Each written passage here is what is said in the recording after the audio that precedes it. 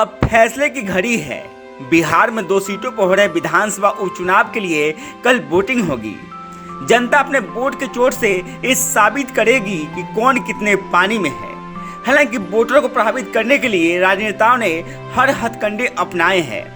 राजनेताओं ने साम दाम दंड भेद सभी नीतियों को जमीन पर उतार दिया।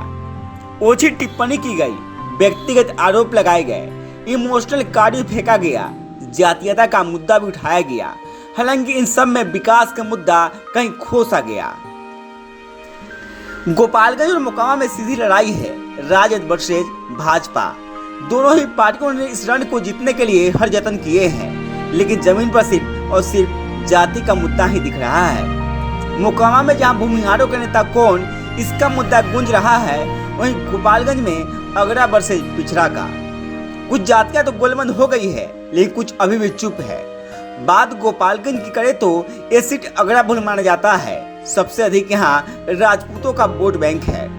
भूमिहार और ब्राह्मण भी अच्छी खासी संख्या में है। वहीं राजपूतों को टक्कर संख्या बल के मामले में यादव ही दे सकते हैं।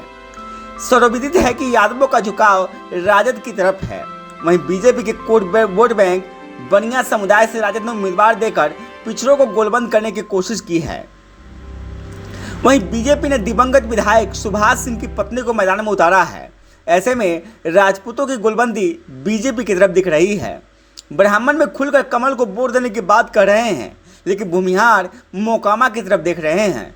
मोकामा का भूमिहार जो करेगा उससे गोपालगंज विधानसभा सीट भी प्रभावित होगा। अभी तक राजद की तरफ से यादव, कुर्मी, कुशवाहा और मुसलमान खुलकर सामने आ गए हैं। बनिया समुदाय अपनी जाति का उम्मीदवार होने के बाद भी चुप है। वहीं यादव और मुसलमानों का एक बड़ा धड़ा तेजस्वी के मामा साधु यादव को सपोर्ट कर रहा है। बता दें कि साधु यादव की पत्नी भी चुनावी मैदान में है। ऐसे में भाजपा और राजद दोनों के वोट बैंक में फिलहाल बिखराव दिख रहा है।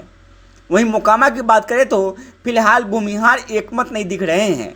भूमिहार समुदाय अनंत सिंह के साथ सहानुभूति दिखा रहा है, लेकिन राजद की ओर से सरकार में एक ही मंत्री भूमिहार समुदाय से नहीं होना भूमिहारों अखड़ भी रहा है। ऐसे में वोट के बिखराव से कोई इनकार नहीं कर सकता है। वहीं मोकामा के राजपूत और ब्राह्मण खुलकर भाजपा के साथ दिख रहे हैं। वहीं पिछड़ा वर्ग में यादव और कुर्मी राजद के साथ फिलहाल दिख रहे हैं। अति पिछड़ा समुदाय चुप है। ऐसे में दोनों ही खेमे में टेंशन दिख रहा है। लेकिन लोक जनशक्ति पार्टी रामविलास के नेता चिराग पासवान के बीजेपी के पक्ष में प्रचार के बाद बीजेपी थोड़ा सुकून में है। वहीं महागठबंधन खेमे में बेचैनी दिख रही है, क्योंकि दोनों ही सीटों पर दलितों की अच्छी खासी आबादी है और उन पर चिराग की पकड़ से कोई इनकार नहीं कर सकता है। ऐसे में चिराग की अपील क्या गुड़ खिलाती है, इस पर चुनाव कहीं ना कहीं प्रभावित होगा। गांव तक बिहार की रिपोर्ट।